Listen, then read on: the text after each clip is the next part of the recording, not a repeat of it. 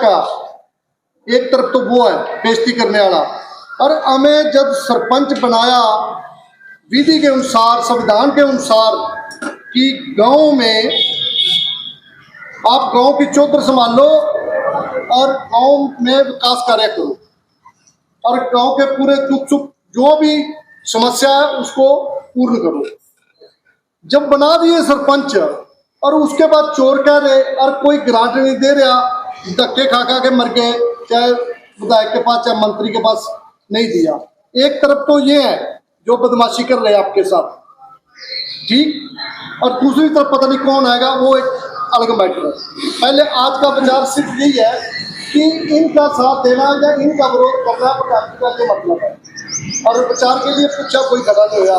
बस ये बता दें कि इस बात पे आप सहमत हो कि इनका विरोध करना है तो फिर तो हाथ खड़े करते थे।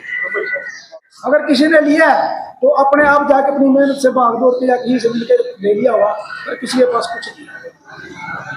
मैं कहूँ पूरे हल्के की सबसे छोटी पंचायत है मेरे 35,000 सारे FFC SSP है, SFC है, कोई आमदन का साधन नहीं है।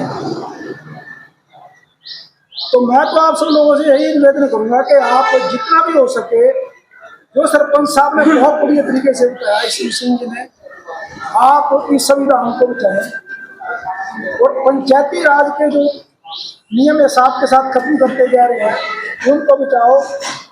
आपको तो सिर्फ मोर बना के रख दिया उन्होंने, आपका कोई काम कुछ नहीं कर सकते आप।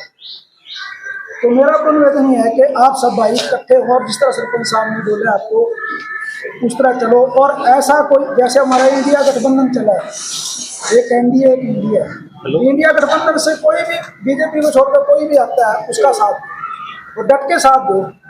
गाँव के सभी सरपंच यहाँ पे पहुंचे हैं और एक मीटिंग रखी गई है, तो इसका क्या उद्देश्य रखा गया था? ये मीटिंग इसलिए रखी गई है कि सरपंचों ग्राम पंचायतों को खट्टर साहब CM थे, उन्होंने खत्म कर दिया, ग्राम पंचायतों को खत्म कर दिया, ग्राम सभा को खत्म कर दिया।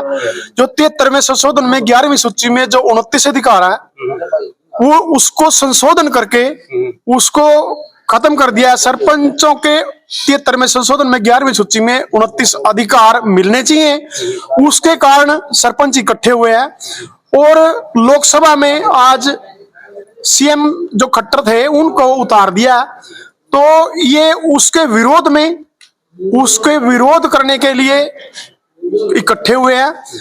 और इन्होंने सरपंचों को उसमें पंचकुला में लाठियों का प्रहार किया और किसानों पे गोलियां दागने का काम किया, आंसू गैस छोड़ने का काम किया।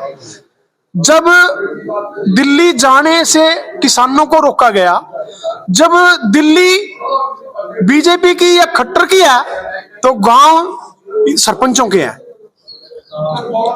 हर किसान को दिल्ली क्यों नहीं जाने दिया, किसी को दिल्ली क्यों नहीं जाने दिया? वो किसान अपने अधिकार मांग रहे हैं। हम किसान हैं, पहले तो हम किसान हैं, उसके बाद सरपंच हैं।